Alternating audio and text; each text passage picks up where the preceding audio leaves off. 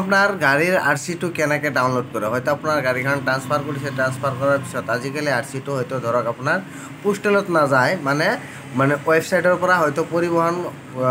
পৰিবহণৰ ৱেবছাইটৰ পৰা ডাউনলোড কৰি ল'ব লাগে সেই গতিকে আপুনি কি কৰিব আপোনাৰ কম্পিউটাৰ বা মোবাইলৰ পৰা যিকোনো এটা ব্ৰাউজাৰ খুলিব ব্ৰাউজাৰ খুলি পেলাই ব্ৰাউজাৰত সাৰ্চ কৰিব পৰিবহন.gov.in বুলি সাৰ্চ কৰাৰ পিছত আপুনি কি কৰিব পেজটো অলপ লোডিং হ'ব লোডিং হোৱাৰ পিছত পেজটো এনেকৈ খোলা হ'ব তাৰপিছত কি কৰিব আপুনি স্ক্ৰল ডাউন কৰি পেলাই তলফালে আহিব স্ক্ৰল ডাউন কৰি তলফালে অহাৰ পিছত আপোনাৰ ইয়াতে দেখা পাব ভেহিকেল ৰেজিষ্ট্ৰেশ্যনত এই মূৰত ক্লিক কৰি দিব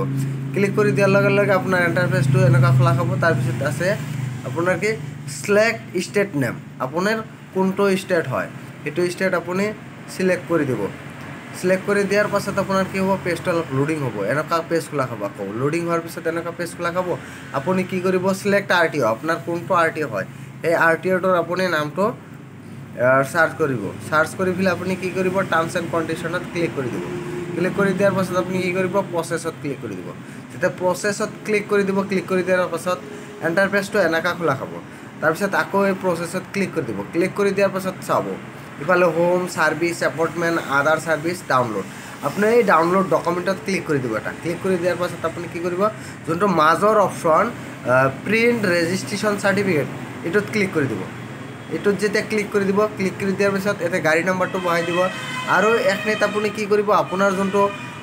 আৰচিত থকা আপোনাৰ গাড়ীৰ আৰচিখনত থকা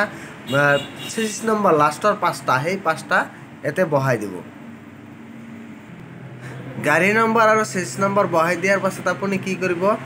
ভ্যালিড ইনফৰমেশ্যনত ক্লিক কৰি দিব যেতিয়া ভ্যালিড ইনফৰমেশ্যনত ক্লিক কৰি দিব তেতিয়া এতে টাৰ্মছ এণ্ড কণ্ডিশ্যন আহিব আৰু আণ্ডাৰষ্টেণ্ড দ্যাট বুলি এনেকৈ কিবা এটা লেখা আহিব তাৰপিছত আপুনি কি কৰিব টিক মাৰ্ক লগোৱাৰ পিছত জেনেৰেট অ'টিপিত ক্লিক কৰি দিব যেতিয়া জেনেৰেট অ'টিপিত ক্লিক কৰি দিব তাৰপিছত অ'টিপিটো এতে ফিল কৰি দিব অ'টিপি ফিল কৰি দিয়াৰ পিছত ডিটেইলছত ক্লিক কৰি দিব